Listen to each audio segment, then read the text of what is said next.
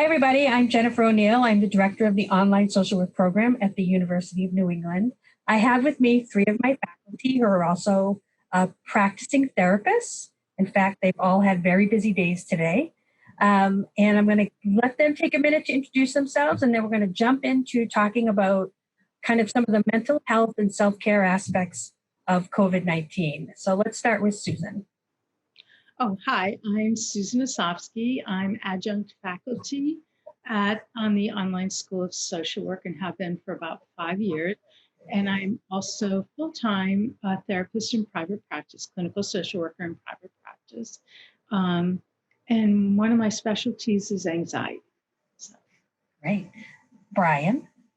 Hi, I'm Dr. Brian Rupczynski, and I'm a full-time faculty here at UNE, and I also have a private practice. And Pat. Hi, I'm Dr. Pat Kakoma. I'm full-time faculty here at the University of New England Online Masters of Social Work program. And I also have a pretty busy private practice. Great. So the first thing I wanted to talk about is people who are already in the field, people who might be in their internships right now.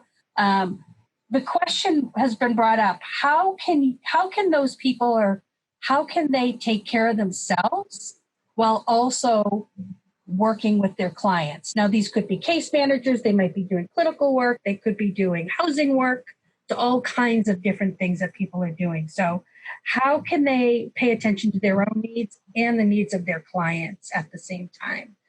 So Brian, would you mind starting? Sure. Yeah, I think probably one of the most important things is to have and practice good work-life balance. Trying to, I think for me, it's just literally taking my day minder out and scheduling in time for self-care to just take care of myself. I'm an admitted workaholic, so I have to, work really hard at just, separating the two and making sure that I structure in time just to relax and take care of myself. And I can't emphasize that enough, that self-care is king. Okay. Pat? Yeah, and along the lines of what Brian is saying, and I know that, people that are working in the field, and especially these days where they're probably really overwhelmed with extra work and more work, and maybe working from home and managing, their family that's all at home, that the self-care part is important. And while we might say, oh yeah, that'll never happen, it's really up to us to make sure that it happens, to make sure we get a lunch break, to make sure we step out of the office and step out on the outside staircase and take in some natural light. Make sure we keep a glass of water going on our desk and maybe avoid too much caffeine during the day, and to try to leave work at work. I know one of the things that I do is when I'm done at work for the day, that my desk is cleared off. I mean, I might have piles of paper neatly stacked in different places, but it's not scattered all over the desk. So at least I feel that when I walk in the morning, that I have a fresh start. So, and I think it's important that we speak up and say that, no, sorry, I can't take 5 more cases, or I'm going out for lunch now and I'll be back in 30 minutes. So I think it's important that we speak up. There's been a lot of press, popular press, in the regular media about this having to make this division now. The joke is the commute. What are you going to wear on your commute to the living room, right? Yeah. So, but it's so easy to get caught up and still be working at 7:30 because you don't get in your car and go home. And I think that is one of the kind of biggest pieces of self-care that people are really struggling with, is this division of shutting off the computer and actually going to do something else in your life. That's right. Yeah, that's brilliant, because you could be working on into the evening because it's so convenient, because it's right there. Exactly. So, okay. So thank you for that. So this is more of a kind of an existential question that's been brought up. And how do you think we can learn from or find meaning in an event like this? Susan? Well, some of the ways that I and my clients have found meaning in it is the time that they're home for many people, it's the longest time they've been home and have a little bit more space and time to get to know themselves better and to figure out. I've had clients make major decisions that they say, I would not have made this decision had I not been at home through this time. Another way that people can make meaning of it is rather, when we look at social media and stuff, we're bombarded with negativity. But I know on my neighborhood next door app, people are offering to do all kinds of things for other people. Right. I think that there is a level of kindness that has risen up higher than it was there before, because there's something about knowing that we're all in this together. And I do believe if you don't get too attached to your anger and sadness, that it kind of can increase that compassion in the world. I think people are learning more compassion. So there are some good things that are coming from this. Not to deny all the incredibly painful, difficult things, but to really focus on some of those positive things. There's a lot more. People are banding together and raising money for each other and raising money for restaurant workers. And I think there's a lot of good happening. Right. Brian? Yeah, I think vision is a really important concept here when we talk about this. I think being quarantined has forced a lot of us to just kind of, maybe for the first time in a very good way, slow down and really, take stock of, what's going well in my life, what's not going well in my life.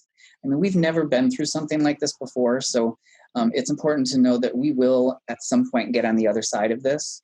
And, what have I learned about myself that, on the other side of this, I can really just recognize that, life is not guaranteed. And now knowing that, what am I going to do differently to really make sure that I live up to my potential? And, some things that I have clients do sometimes is just to create a vision board or a collage to really, visually depict what they want, moving forward after this. And I think that's important. Great, right. And Pat? One of the phrases that I think kind of sums it up for me when I think about what we're going through and how it's been a global trauma. And in answering this question is the phrase of post-traumatic growth, where we stopped once we, during the process of recovering from trauma or after it's over with, we stop and consider things that may be of more value and meaning to us. And Brian and Susan touched on this. Relationships come to mind, the value of relationships. We might spend more time getting to know the people who we live with, without the clutter of, I got to stop doing this because I got to go get these emails out for work in the morning kind of thing. So relationships become more important. Priorities of things like, what to do with the house or how to help your kid do schoolwork when they're homeschooled now. So relationships become better and setting up some reasonable boundaries about what we're going to go in and do versus not do. Are we going to go in and fix everything for everybody, or we're just going to kind of say, they're responsible for some of this too, and I don't have to go in and do that all the time.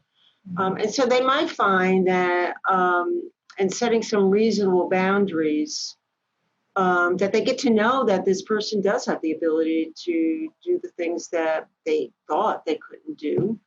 And they don't have to do that again. So a lot of this reflection about where do I want to go, what do I want to look like on the other side of this stuff, all about post-traumatic growth. Okay, great. So this is our last question. And what is the number one concern that you guys are hearing from clients, friends, or family? And what is your kind of response to that concern? So, Susan, let's start with you. The number one concern for many people is we're not going to go back to normal. Mm. When I don't know when we'll ever go back to the way things were.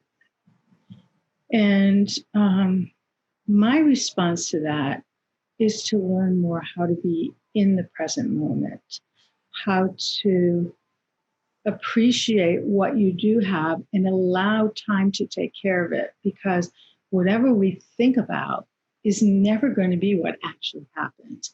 Our imaginations are often much worse than the actual results that happen. And that change is hard, but just because things maybe won't be the exact same way, who knows? They may be better. Hard to say. Right. Right. Pat?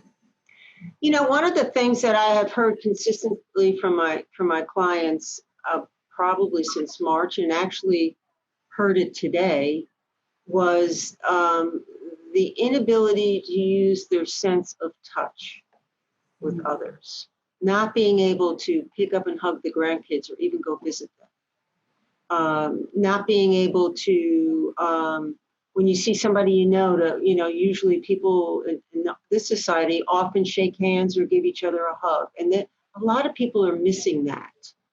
And so while they can do Zoom family meetups, which are helpful because they can see them and they can hear them and share thoughts and stories, they still aren't able to touch each other. And I think that's part of the grief process that people are experiencing with this, is the inability to touch people who they want to touch. So I don't think that's something that they're gonna keep out of their life. Once we get to the other side of this, I think they'll be very happy to get back to doing that. Right. Okay. And Brian? Yeah, for me, I'm hearing a lot of, are we going to be able to go back to do the things that we used to do? And even when we are able to, is it really going to be safe? And I think that really speaks to that. It's kind of a form of anticipatory grieving, right? Because a lot of people are realizing that this is a new normal. Yeah. I'm also hearing a lot of people feeling bad about some of the loss. COVID, we think about death. And I think that, there's a lot of losses that are going on that people feel guilty for even saying that they, miss, like, graduations are being missed. Mm-hmm. Weddings are having to be rescheduled. High school students didn't get to go to prom. So we're seeing a lot of losses that are not, people don't feel like they have a right to have them or to even name them. And, that creates like loss of identity, loss of developmental milestones that are going on. Dreams are being crushed. So I think just giving people permission to be okay with that and to realize that those have merit and to validate that. Right. Well, great. Any last thoughts before we close up? We've covered a lot of ground. Yeah, we really have. Yeah, I would just look, most people know this, but this has been overwhelming and unexpected, and continues to stay with us. And basic things like, treatment or vaccine aren't available yet, and that it has really permeated everybody's lifestyle. When this first started happening, it was happening to other people, like in China or Europe. And now it's permeated where everybody I know knows someone that has either been diagnosed with this or has passed away from this. So it has really permeated to the core of everything that we do, and therefore makes it greater than just, experiencing grief, but much more of traumatic grief. Right. And it's happened to us. It's nothing that anybody planned. Right. Okay, well, thank you very much for your expertise.